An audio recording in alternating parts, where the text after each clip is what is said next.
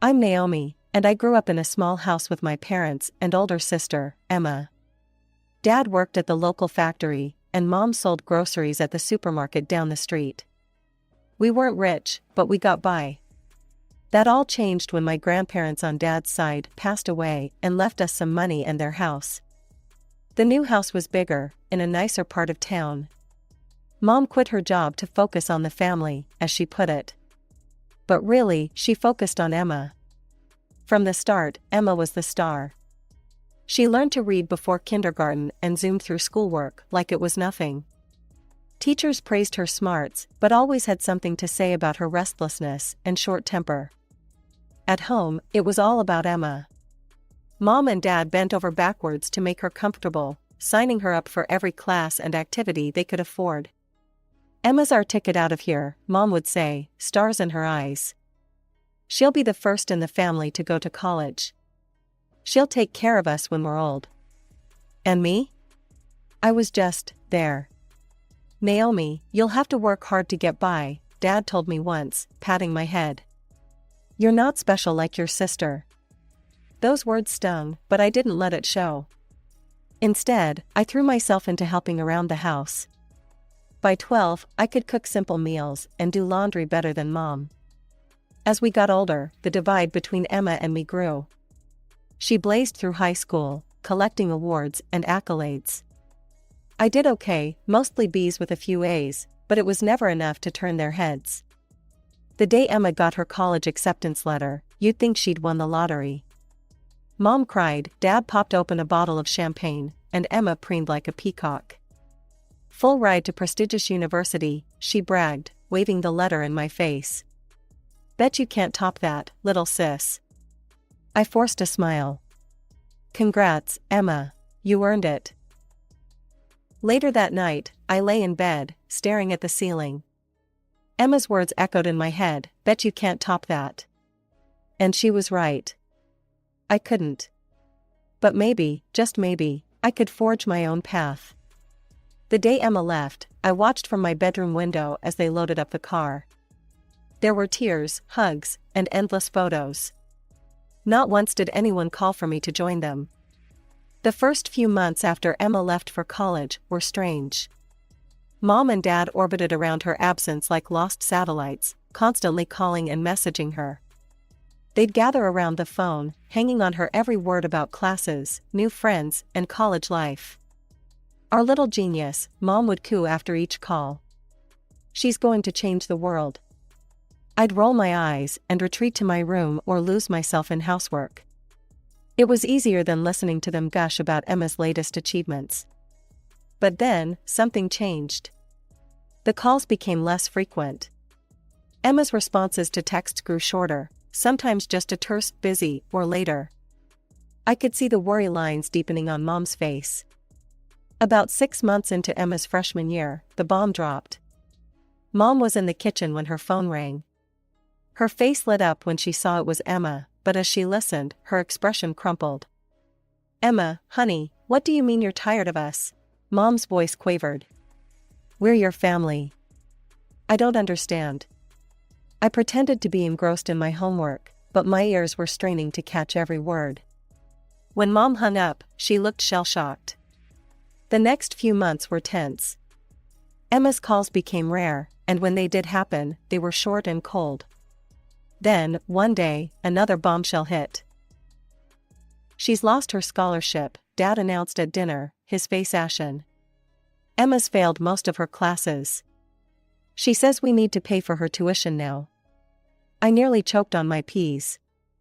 "How much?" I asked, dreading the answer. When Dad named the figure, I thought he was joking. But the grim look on his face told me otherwise. "We'll have to take out a loan," Mom said, her voice trembling. "We can't let her drop out. She's so close to her dream." I wanted to scream. Their dream, not Emma's. But I kept my mouth shut and excused myself from the table. Over the next few months, I watched as my parents stretched themselves thin trying to keep Emma in college.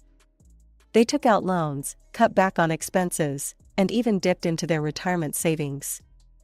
All for Emma, who seemed to grow more demanding with each passing day. It was during this time that they suddenly seemed to remember my existence. Mom started asking about my day, and Dad would inquire about my plans for the future.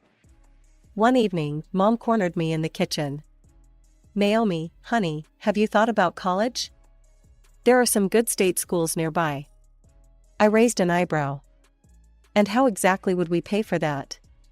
She waved her hand dismissively. "Oh, we'd find a way. You're our only hope now."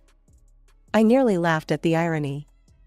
After years of being the afterthought, I was suddenly their only hope. But I wasn't about to jump through hoops for their approval now. "I'm planning to work after graduation," I said flatly. "College isn't for everyone." As my high school graduation approached, the pressure intensified. My parents, drowning in debt from Emma's failed college attempt, suddenly became obsessed with my future. "You could get scholarships," Dad insisted one night. "Your grades aren't bad." I sighed. "Dad, my grades are average at best. I'm not getting a free ride anywhere." "But you have to try," Mom chimed in. "We're counting on you, Naomi." Those words hit me like a slap. After years of neglect, they were counting on me? The audacity was breathtaking. So, I made a decision. The day after graduation, I started job hunting. I wasn't going to college, at least not yet. I needed to stand on my own 2 feet, away from the shadow of Emma's failures and my parents' misplaced expectations. My first job wasn't glamorous. I landed a position at a small advertising agency, mostly doing grunt work, filing papers, getting coffee, and occasionally sitting in on meetings. Every paycheck felt like a step towards independence. Meanwhile, the situation at home was growing more tense by the day. Emma had dropped out of college, leaving our parents with a mountain of debt and shattered dreams. And then came the next bombshell. I remember the day clearly. I had just gotten home from work when I heard raised voices from the living room. "Pregnant?" Mom's voice was shrill. "Emma, how could you be so irresponsible?" I peeked around the corner to see Emma, looking defiant as ever, facing off against our shell-shocked parents. "It's not a big deal," Emma said, rolling her eyes. "Tyler's loaded. His family will take care of everything." I couldn't believe what I was hearing. Emma had always been self-centered, but this was a new low. She was treating her pregnancy like a get-rich-quick scheme. Over the next few weeks, our house turned into a war zone. Mom and Dad were constantly on the phone, trying to reach Tyler's family. Emma lounged around, acting like a princess waiting for her prince to sweep her off her feet. And me? I was caught in the middle, trying to keep my head down and focus on my work. But of course, it couldn't last. One evening, Mom cornered me in the kitchen. "Naomi, sweetie," she began, her voice syrupy sweet. "We need your help. Could you watch Emma's baby sometimes after it's born? Just for a few hours here and there?" I nearly dropped the plate I was washing. "What? Mom, I work full-time. I can't be a babysitter." Her face fell. "But we're family. We need to support each other. Emma's going through a tough time." I couldn't hold back anymore. "And whose fault is that? Emma made her choices. Why should I have to sacrifice my life for her mistakes?" The argument that followed was explosive. Years of pent-up resentment came pouring out. I told them everything, how neglected I'd felt, how unfair their treatment had been, how tired I was of being the family afterthought. By the end, we were all in tears. Mom and Dad looked stunned, like they were seeing me for the first time. Emma, who had wandered in halfway through, just stood there with her mouth hanging open. "I'm moving out," I announced, my voice shaky but determined. "I can't do this anymore. I need to live my own life." Within a week, I had found a small apartment and moved out. For the next few months, I threw myself into my work. The advertising agency became my second home. I volunteered for every project, stayed late to learn new skills, and slowly but surely, started climbing the ladder. Emma had her baby, a boy. Tyler's family agreed to support the child financially, but Tyler himself wanted nothing to do with Emma or the baby. Last I heard, she was still living at home, letting our parents raise her son while she tried to figure out her life.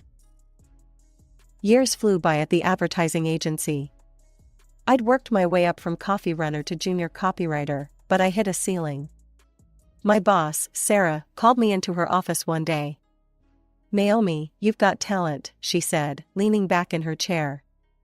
"But without a degree, I can't promote you further. Company policy." That night, I crunched numbers. It would be tough, but I could do it. I'd been saving, living frugally in my tiny apartment. With some sacrifices, I could afford part-time classes at the local college. For grueling years later, I stood in my cap and gown, diploma in hand. I'd done it. Bachelor's degree in marketing and communications, with honors. Sarah was there, beaming like a proud mom. "I knew you had it in you, kid," she said, hugging me. "There's a senior copywriter position with your name on it." My career took off like a rocket after that. I moved up to senior copywriter, then account manager. I was handling major clients, pitching big ideas. It was at a client mixer that I met Jack. He was smart, funny, and didn't take himself too seriously. We bonded over our shared love of cheesy 80s movies and terrible puns. Before I knew it, we were dating. A year flew by, and Jack proposed. It wasn't some grand gesture, just a quiet moment in our favorite park. It felt right. As we planned the wedding, I knew I couldn't put it off any longer. It was time to face my family. We drove up to the house, and Mom answered the door, her eyes widening in shock. "Naomi? Is that really you?" Dad appeared behind her, looking older than I remembered. "Who's this?" he asked, eyeing Jack suspiciously. "This is Jack," I said, squeezing his hand. "My fiancé." You could have heard a pin drop in the silence that followed. Then, surprisingly, Mom burst into tears and hugged me. Dad shook Jack's hand, a bit too firmly. We settled in the living room, the air thick with unspoken words. Emma slouched in, a son on her hip. She looked tired, resentful. "So," Mom said, breaking the ice. "Tell us about yourself, Jack." As Jack chatted about his job in software development, I could see my parents' eyes light up. When I mentioned my degree and promotion, they practically glowed with pride. "2 college graduates in the family," Dad exclaimed. "Who would have thought?" Emma snorted from her corner. "Well, isn't this cozy?" The prodigal daughter returns, all successful and engaged. "So, what's the rush?" "Knocked up, are you?" The room went silent. Jack tensed beside me, but I put a hand on his arm. "I'd handle this."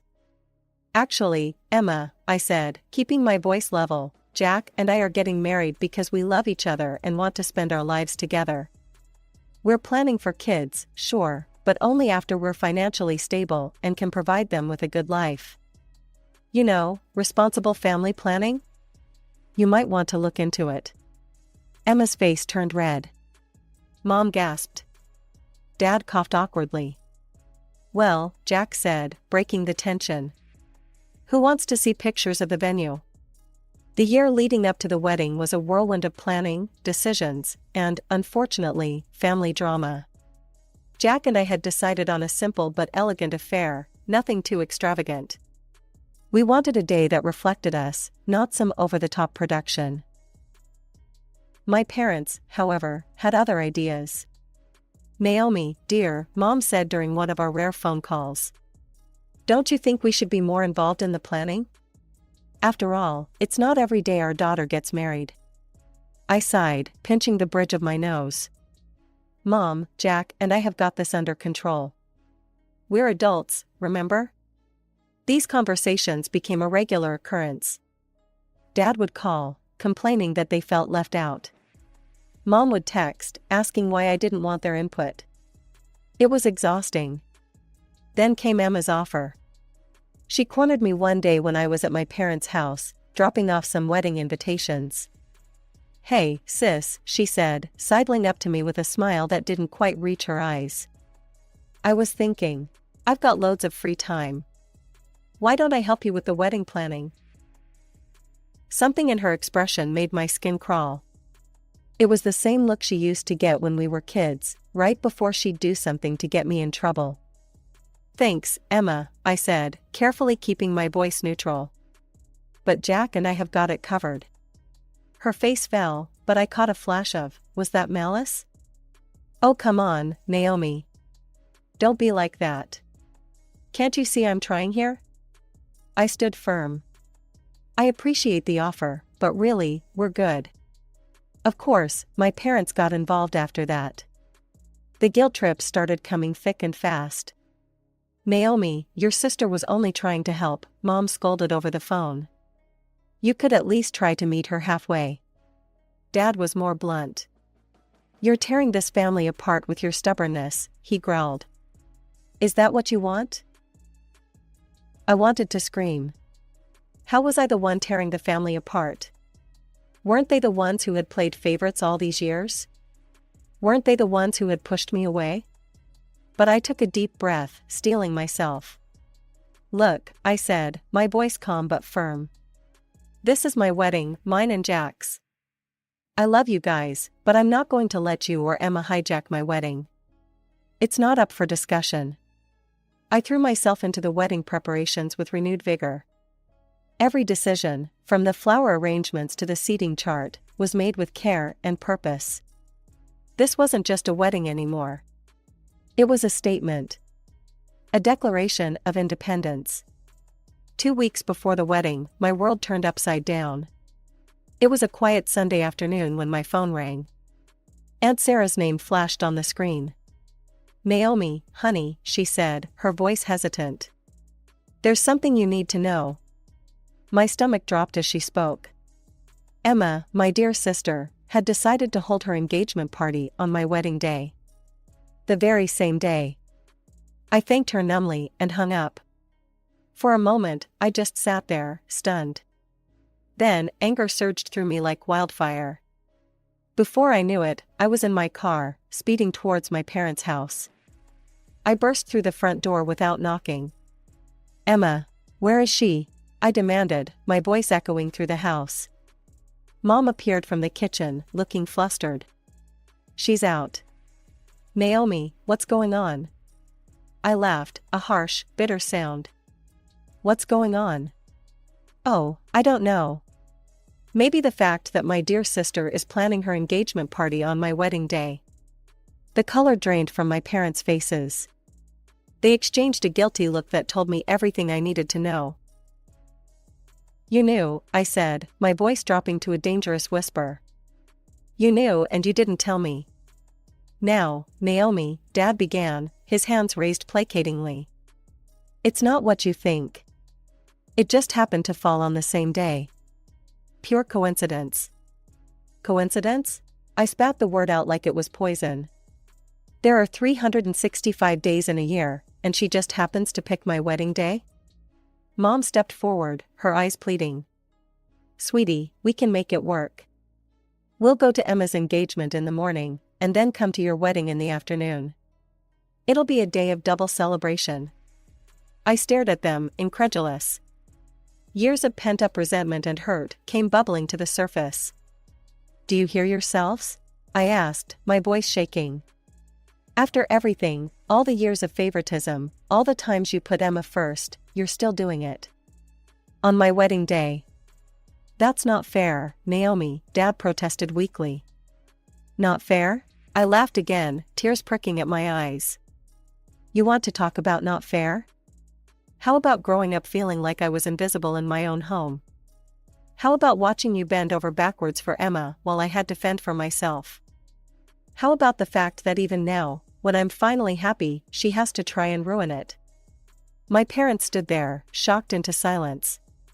For the first time, I saw something like realization dawning in their eyes. I'm done, I said, my voice quiet but firm. I'm done competing for your attention. I'm done being the afterthought. You have a choice to make. You can come to my wedding, my whole wedding, not just part of it, or you can go to Emma's engagement. But you can't do both. With that, I turned and walked out, leaving them standing in stunned silence. I spent the evening drafting a polite but firm email to all our guests, explaining that due to unforeseen circumstances, I needed to confirm attendance. I didn't mention Emma or her engagement. I didn't need to air our family drama to everyone. Over the next few days, responses trickled in. To my relief and gratitude, most of our guests confirmed they would be at our wedding. But there was still a knot of anxiety in my stomach. My parents hadn't responded. The morning of my wedding day dawned bright and clear. As the time for the ceremony approached, I waited nervously in the bridal suite, expecting, hoping, to hear my parents' voices. But they didn't come. The realization hit me like a punch to the gut. They weren't going to be there to walk me down the aisle. Just as panic started to set in, there was a knock at the door. My best friend Lisa opened it to reveal my Uncle Robert, my dad's brother. "Naomi," he said, his eyes tearing up as he saw me. "You look beautiful, sweetheart." "Uncle Robert," I choked out, fighting back tears. "They're not coming, are they?" He shook his head sadly. "I'm so sorry, honey. But listen, if you'll have me, I'd be honored to walk you down the aisle." With Uncle Robert by my side, I made my way down the aisle.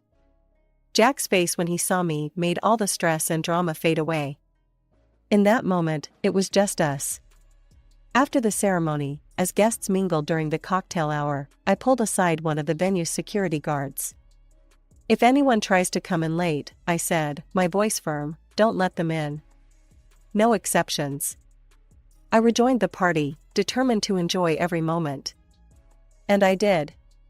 Surrounded by friends and family who had chosen to be there for us, I felt loved and supported.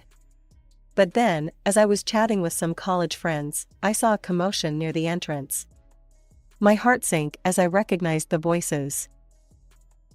"Let us in. Our daughter is getting married." My mother's shrill voice carried across the room. "We're the parents of the bride. We have every right to be here." My father's angry tones joined in. I excused myself and made my way closer, staying out of sight. Through the glass doors, I could see them, my parents, Emma, and a man I assumed was her fiancé. They were arguing with the security guard, gesticulating wildly. "This is our daughter's wedding," Dad yelled, his face red with anger. "We're practically the hosts here."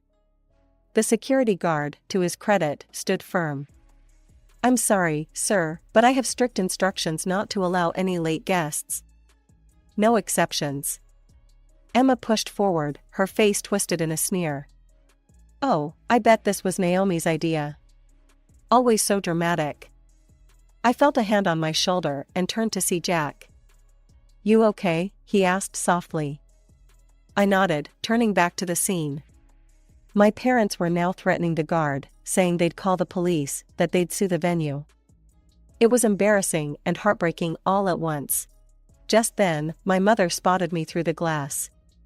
Her eyes widened, and she started waving frantically, calling my name. My father and Emma joined in, all of them making a spectacle of themselves. I looked at them for a long moment, taking in the sight of my family, the people who were supposed to love and support me unconditionally, making a scene at my wedding. Then, with a calm I didn't know I possessed, I turned my back on them and walked away. "Come on," I said to Jack, taking his hand. "Let's go cut the cake. We have a marriage to celebrate." As we walked back to our guests, I felt a weight lift off my shoulders. For the first time in my life, I had truly put myself first. It hurt, yes, but it also felt right. This was my day, my life, my choice. The days following the wedding were a blissful blur. It was a sunny Tuesday afternoon when my phone rang. Mom's name flashed on the screen, and I felt a knot form in my stomach. Taking a deep breath, I answered. "Hello?" "Naomi," Mom's voice came through, tight with barely contained anger. "We need to talk about what happened at your wedding. Your own parents. And Emma. We raised you better than this. We never expected such attitude and neglect from you. Are you quite finished?" I asked calmly when she paused for breath. No, I am not, she snapped. We're waiting for an official apology from you. You need to recognize your mistake and make this right. This time, I couldn't hold back my laughter. It bubbled up from deep inside me, years of pent-up frustration finding release.